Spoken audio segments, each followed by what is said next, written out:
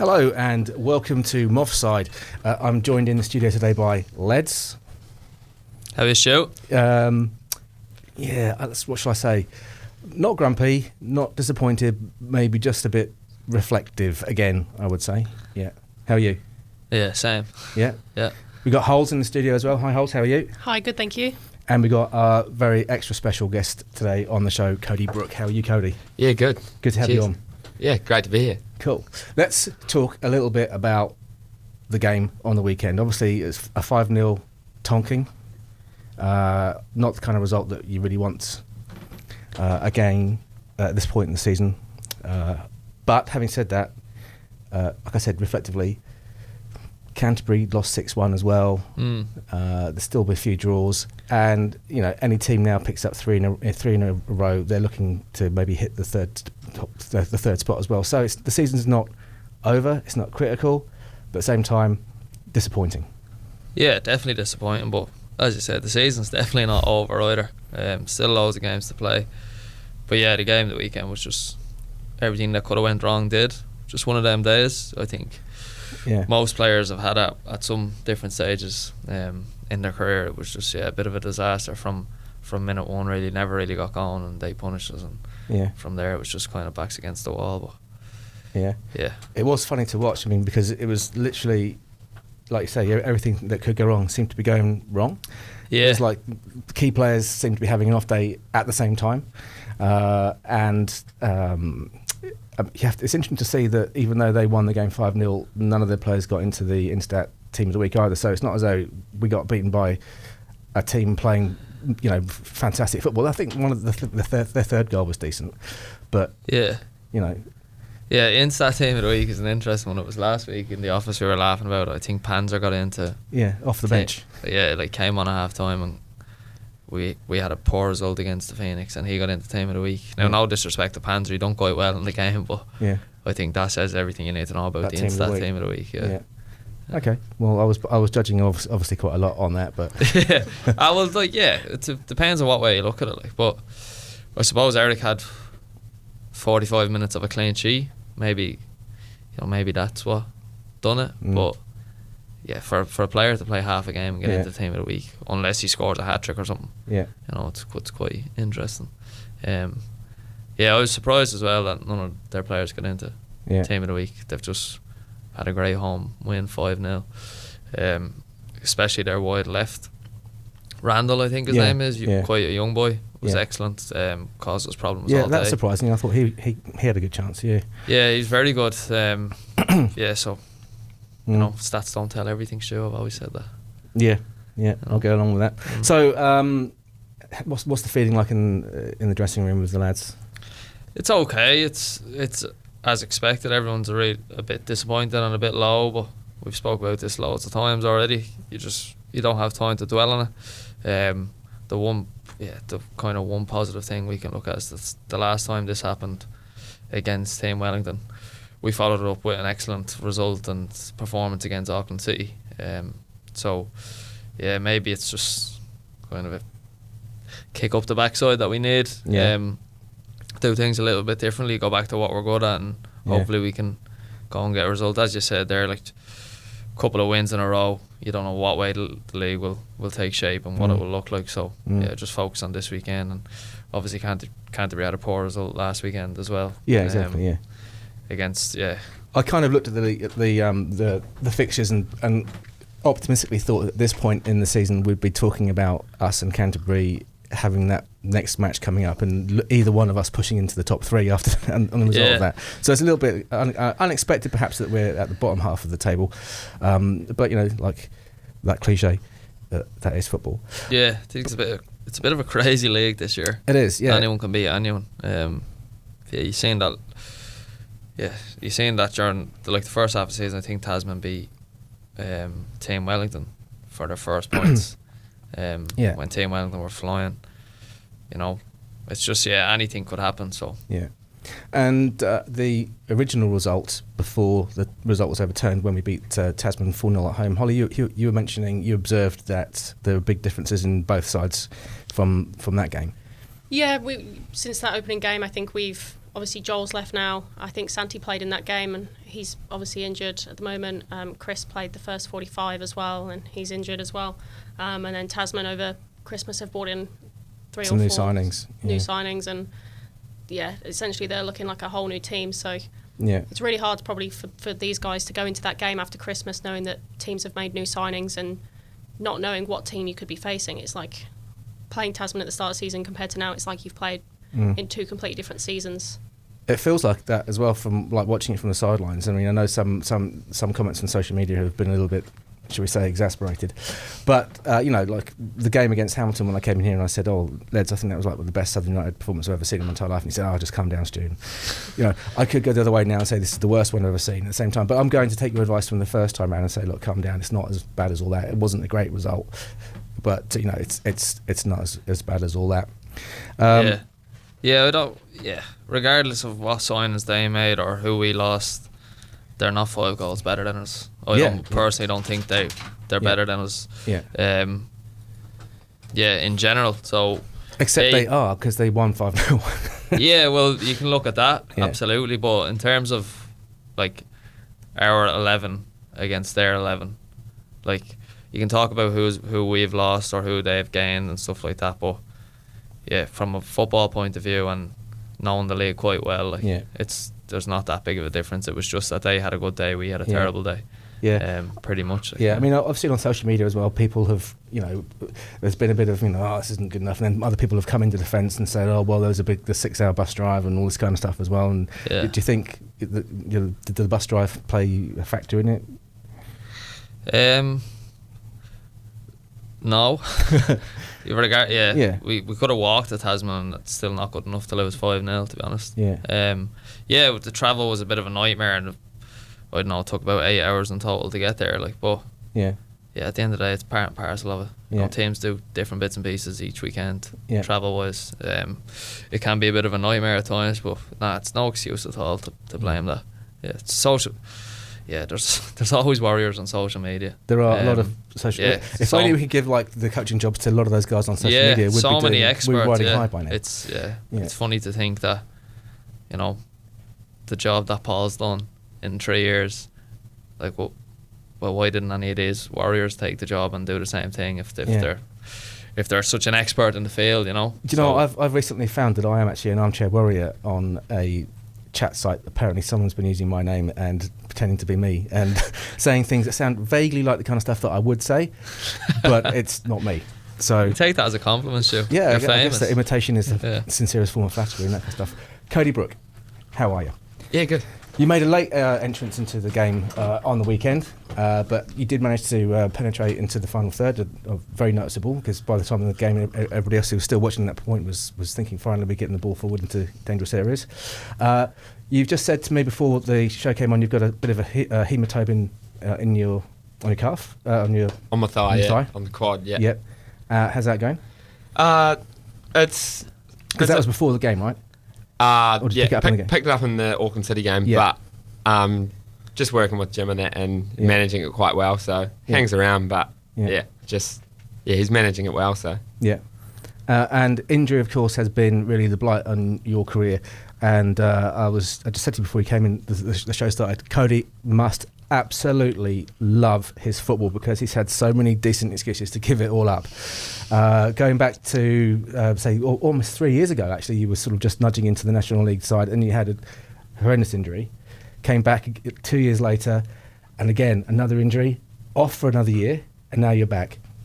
Definitely has been a bit of a struggle, and had plenty of advice to probably stop playing as well, but I must love it, like you say, but I think I did consider some points, like should I just give it up, look after the body, but then you keep watching the boys play, keep watching the games, and just can't stay away. I think for me, I haven't had like a full season since my first, when I had the knee surgeries, so still working towards that, but I think I'll just keep coming back till the body breaks down altogether. You might as well. It's a long time retired, as they say. So while you've still got a chance, lads, you'd agree with that, wouldn't you? Just keep going. Absolutely, until you physically can't. Like Cody's kind of jumped in and out at different stages. But he's had a rough go that I don't envy him at all what he's been through. It has been, yeah. I mean, the fact that he's still here at this stage and doing quite well and has contributed massively this season. I still haven't forgiven him for that sitter he missed against Suburbs in the Cali, but he's been great. And as he said, when he says about he's had advice from people to give it up, I presume he's probably talking about doctors who are quite intelligent. Doctors, medical people who should know better. To keep the head down and get himself into the condition that he's in. I think, to be fair, we came back from Christmas and he won the fitness test. I'm not surprised, but so it's good on him, to be honest. I don't think a lot of people will be able to do what he's done. So hopefully it can continue. I think it was the last specialist I saw sort of talk to him. I've never really thought about like longevity and looking into the future when I'm older, but I said sort of, if I keep pushing through, am I going to get to 50 and be, not be able to run, not do that? And he said, that's probably a possibility, but then I just, look at it, tomorrow's not promised, so whatever, Sure, nobody wants to really run when they're 50 anyway. You can chill out then. Trust me, you take it as if you can avoid running, you will avoid running. And I think that's like 30 years away. By the time that comes around, surgeons will be able to put 2 new legs on me, and I'll be like Ronaldo, So Here's hoping. Here's hoping. Yeah, it's going to fly by. Yeah, but I mean, from what experience I do have with Southern United, obviously a lot of the fans will see you coming on, making substitutions, and your faces will be in and out of sort of the highlights and that kind of stuff. But they don't realise the amount of work and effort that's gone on behind the scenes to even get you to that point. And I mean, I just remember like for a couple of seasons when I was the analyst of just seeing you in the corner with Jim Webb and him going through all these specific kind of range of movement things to try and get you back onto the pitch. And the other lads would be off doing their small-sided games and stuff, but you'd be working hard there with Jim. Often with the rain coming in sideways, and or bushfires like we had that time in Sunnyvale. So it's a real credit that people don't realise the amount of work. They can see the tip of the iceberg. No, Cody Brook's back. That's good for him, but they don't realise that you've put in undescribable hours trying to get yourself back to this point. Yeah, definitely. I think, to be fair, sometimes I don't even realise. It's like you're always just looking to when you're going to get back into the side, so you don't even really think about the work you're doing. But it's been the best thing for me has been getting back involved with Southern. So this season, I came back from overseas and thought, I'll work on my body. I won't play Southern this season. I probably won't play winter, and I was going to get into Southern next season. But I started seeing Jim Webb, and he's unreal at what he does. So and just worked on me, got in my ear, and then ended up giving Paul a ring. I was sweating bullets ringing him out, just pacing backwards and forwards, and then he just said come down, and got me in with the physios down there, and just did it all again. I've been trying to get Jim on the show for a long time now, but he's booked out literally until 2030. You seriously can't get hold of him for this time of the day. But the stories that he'd have as well. And again, another one of the unsung heroes of Southern United setup, him and the whole of his integrated health. Absolutely, as Cody said there, he's so good at what he does, and especially the experience he has, like working with Premier League teams and stuff like that. He's unbelievable, and the amount of time and dedication that him and Deb and all the staff put in, it's absolutely scandalous. I think they start work at maybe 7 o'clock in the morning, and they don't finish until we finish at 9:30. So they put in unbelievable hours and to a great standard. So as Cody said there, it's greatly appreciated within the group. I just have a question for you, Cody, out of curiosity. As much as the turf's great, does it have a different impact, do you feel, on your knees and your previous injuries? Or like in the past, hard ground's always really given me sort of side effects with the knees, like just aches and pains. But I don't know if it's just an unreal turf or what, or whatever Jim and the team are doing to me on the table, but they've been good, eh? So really? I haven't had any issues with my knees since I've come into this season. So touch wood. But so no, the turf's been fine. Like everyone does ask that, but that's been good so far. So. Yeah. I think that's more of a, well, hopefully, like, that's more of a historical thing, because, like, turfs, kind of, if you're looking back 10 years ago, were literally like concrete. You know, they were extremely hard. Whereas this, I think, the one that we have is the most modern one you can get, and it's as close to grass as you can get. So it's G4, is it now? Yeah, I don't know what the name of it is. But it's one of the one. Yeah, it's very good. It is. Lots of cork and rubber and all kinds of things matted in there and stuff. It's quite spongy. So yeah. Did you grow up on a playing on a turf in Arklow? No, I didn't. We didn't have a turf there until I was about 18, 19.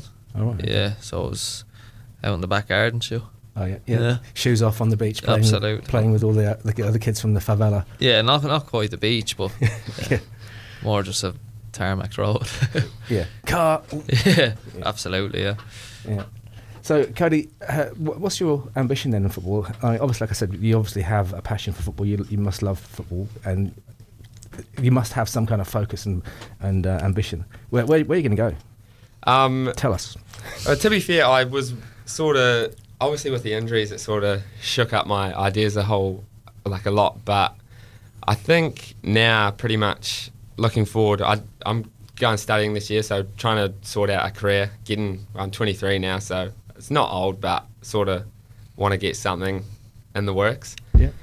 But I think the sort of end goal would be probably get my degree and go somewhere in Australia, get a job, and just maybe play NPL, something like that. Yeah. So I'm not, obviously with the way my body is, it's good at the moment, but I don't think I realistically could push to go, right, let's, play football full time. I think, I just wouldn't hold up. So I just love it. So whether it's, Memorial Park with the boys at Mosgiel or, playing in a World Cup final, I think I'll get the same enjoyment.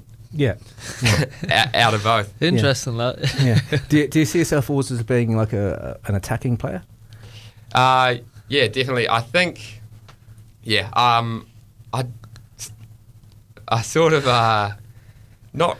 Sometimes I struggle with where my best suited position is. Still to this day, you think you'd know playing as long as I have been 23, but I still don't really know. But 100% attacking. I just whether I'm good at it or not, there's no better feeling than scoring a goal, Yeah. So. Yeah, I've always wanted to see Cody have a more defensive role because just of the way he's built. Yeah. You know what I mean, I think he'd make a solid defender. I'm telling you now, left back. Yeah. I can see it. But to be like, Cody always seems to chip in with a goal as well, and you're always in around the box making chance. How many goals have you got for Southern? Just 2. Two. Yeah, same as me. But I have 3.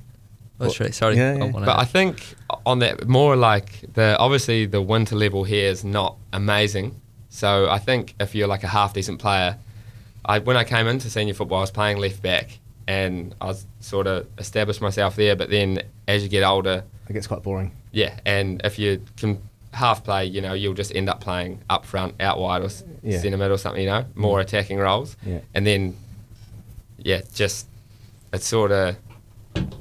Yeah, so you just get pushed forward more, basically, and I think it's just been a roll-on effect that. But, to be fair, I'm probably the slowest winger in the National League, but do what I can. Yeah, I don't know. Like Giggs. Yeah. Giggs wasn't like Giggs, yeah. Just on the Memorial Park show, would you like to comment on the rumours that, obviously your dad has gone in with Terry at Roslin? Will you be staying around Memorial or will you be persuaded? I played the 5th. Nah, in all honesty, there's been plenty of talk about that, but I've just, so 2 of my best mates have come back from London, and they're playing at Mosgiel, so, they're,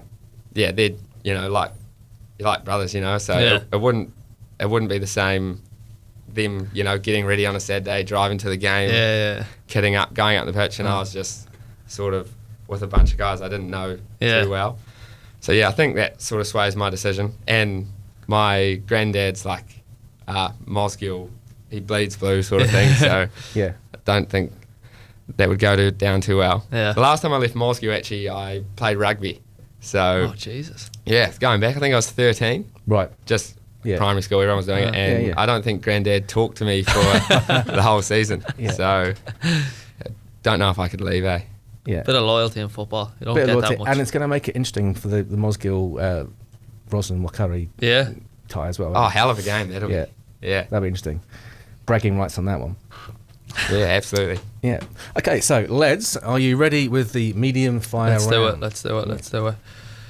Right, Code. So I know you've admitted you don't really watch this, which is disappointing, but medium fire round doesn't have to be really quick, but don't take ages. All right? Yeah, I think I can do that. Yeah.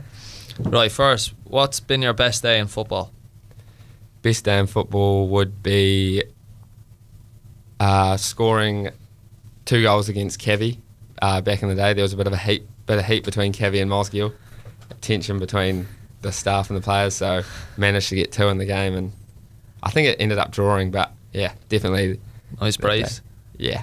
How long ago was that? That would probably be 5 years. Really? Decent. Right, next question. So you're 23 now, did you say? Yeah, 23. Right, what life advice would you give to an 18-year-old Cody Brook? Life advice? Yeah. To myself, I don't think I'm the type of person that should be giving anyone advice. So, that's great advice. Yeah, I'd just say don't listen to me. That's rivaling Renee there. Yeah. Oh, that's decent. Best player you've played with and against? Best player I played with and against. Played with probably, I'd have to say Eda Francini. Just, you play with him as well? No, he was gone. He left the year you came. Yeah. Just, I don't know how, but he ended up playing out at Mosgiel. Yeah. And that was so weird watching that. Yeah. He was great. By far and above better than everyone on the pitch, but just, you probably didn't see it because it's hard to play good when you're in that league, but yeah, he'd just play centre mid, and I was playing out wide, and you literally just make runs and he'd just drop the ball in front of you no matter where you were on the pitch. Just, unreal technically. Good stuff. And against? Against, probably, I think I marked Paul Eiffel one game for Southern back in the day, and he's a bit old, but I just remember him, both feet, ping, unbelievable. He's outrageous. Yeah, technically, and I just couldn't touch him. So. Yeah. Last couple of years when he was playing with Tasman, wasn't it? Yeah.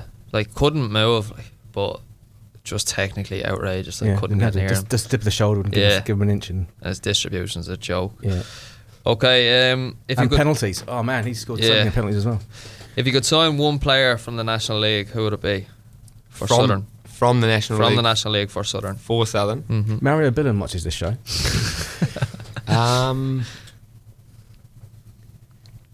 Probably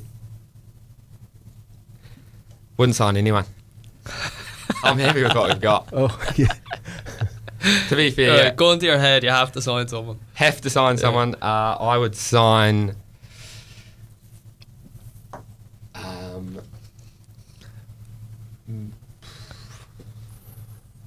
You're not great with names. To be fair, I don't know anyone else in any other team. Yeah. You could say, the number 6 from Team Wellington. Probably him. Yeah.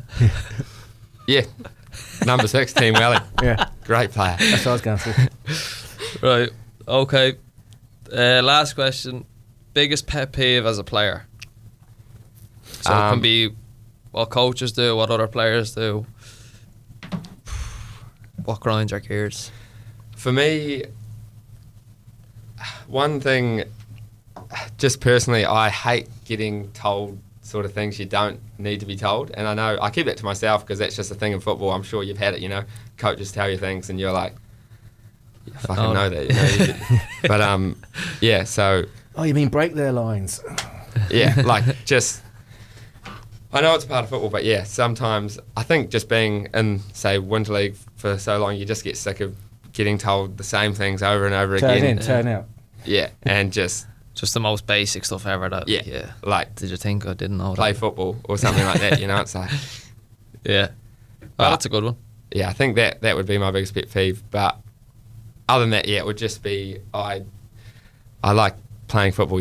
I just really appreciate footballers, people that aren't just going to hoof it and give the ball away. Even though I'm not saying I'm great anyway in that sense, but I just enjoy it. It's not enjoyable when you're not doing that. So Nice, good answer. I'll agree with that. Yeah, go with that one.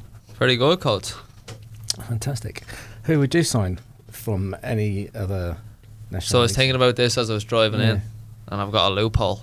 Oh yeah, I'd sign Gary Hooper. Gary Hooper. Yeah. Was that a loophole? Well, because he plays for the Phoenix, but he played one game for the reserves. Right. Yeah, so I'll take that. All joking aside, I think I would probably sign Bevan. Probably Bevan from Team Wellington, or else Cam Howson. But if Cam Howson came, well, they'd get rid of me, so I'd stay away from that. Nah, Bevan. That left back spot going, isn't it? So, yeah, that's true. Yeah. Well, Cody's going to be there. Yeah. Thinking that as well, I think even like a wide player, I don't know them, but a class wide player would be real handy. We do struggle a wee bit, Yeah. just to get a bit of flair out wide. So To be fair, that boy from Tasman, I think he must be. He'd be He good. looks about 12, but he was excellent. yeah, he was. Yeah, very good. Randall. Yeah. The Sky commentator kept calling him on our team. Was confusing him with Joel Stevens, No. who wasn't even obviously also on the He's pitch. not even. Yeah. Not even in the That's country. disappointing, yeah. Yeah, there's a few. There's some decent wide players in the league, to be fair. Who was it? Tiku from Hamilton. He plays up front, more of a striker's role now, but I remember him when he played out wide for Suburbs. He was excellent, so direct, and so threatening. Yeah. There's a couple, but as Cody said, we don't need anyone. Don't need anyone. No. I think who's a little bit underrated. He's not that underrated, I guess, because everyone knows him. But Jordan Vale. Never heard of him. So he is underrated. He's underrated. Yeah, underrated by Cody Brook. There you go. Yeah, there you go. Yeah. He's playing at right back, is he? Yeah, but he can go anywhere up the flanks, I think. Really. Yeah. So- Oh, he plays actually as a more of a wing back. Yeah, well, you know how all can play with their the fullbacks backs, going yeah, anywhere. yeah. Yeah. Yeah. Nah, he's a good player. Very good player. Yeah. Yeah. There's some excellent players in the league. Auckland City are after making 2 new signings as well. Tade's coming back, who I think is Tade is different class. Yeah, probably the best player in the league when he was here. And then Tom Doyle as well, who was at the Phoenix and been abroad in Germany, I think, has come back. Be interesting to see if he can keep everybody happy at Auckland City, because the squad list they have at the moment is an absolute joke, and they're the type of players that are good enough to be playing week in, week out, but you can't play all of them. So be interesting to see if there's any movement there. Yeah. Well, if Tade is listening to the show, then he's more than welcome to come down to Southern United absolutely. for a couple of seasons. For 3 or 4 seasons will do. Yeah, no problem. We'll get you. Get him a job on the Southern United Skills Centre as well, I think, for the holidays, which is still running today. If you on Thursday, last Thursday. I mean, this morning. Yeah. Is there a skill centre on Friday? There's not. No. So today is the last day. We've ran them the last 3 weeks. Yeah. So today is the last day, and then everyone's back in school tomorrow, back to normality. Or not tomorrow, next week. Sorry. Yeah, and hopefully at the next school holidays we'll have Tade coaching for Southern United at the school centre. Don't actually take my word for that. That might not happen. We won't hold our breath. But exactly. But that's we'll see. All good. We'll see. Canterbury United this weekend. What time's kick off on Saturday? 1 o'clock. Yep. That's going to be a decent derby match. 2 teams, both of whom need to start getting 3 points now and start getting a bit of a run together. Cody, looking forward to the game. Yeah, definitely. I think just after like last week's result and that, there couldn't be a better fixture, to be fair. Yeah. At home against Canterbury, the Southern Derby. Yeah. It'll be, unreal. Definitely worth a watch. So yeah, I mean, you could argue that they may have had a slightly worse score than us. They conceded 6. They did score 1, but it's still a 5 goal difference in their loss as well. So looking forward to it. Should be a big game. Yeah. I think the last time we played them, we lost 2-1. Yeah. And it was a game we definitely shouldn't have lost. No, I thought we played really well the last time. Done really well and got sucker punched right at the end. But English Park seems to be a bit of a hoodoo away for us, actually. Yeah. Nice getting down here. It's a difficult place to play, yeah. So big game, looking forward to hopefully get a good crowd. I think Saturday, of course, is to be a scorcher. Yeah. Which will make it even tougher, but hopefully we get a good crowd. Yeah. And hopefully Canterbury United don't organise themselves for a nice short narrow pitch, which that we don't want them to do that, because if they start getting ideas about how to play in a short narrow pitch, they might have a good chance of beating us. Just don't release that YouTube version. Yeah, exactly. But that's a little in joke there for all our Canterbury United listeners. Yeah, I'm sure there's thousands. Yeah, probably a few. Just trying to think. Yeah. Anyway, probably Jesse Rawlins watches this. So it's almost time for us to say goodbye. Have you got anything else, lads, you want to talk about? Anything coming up?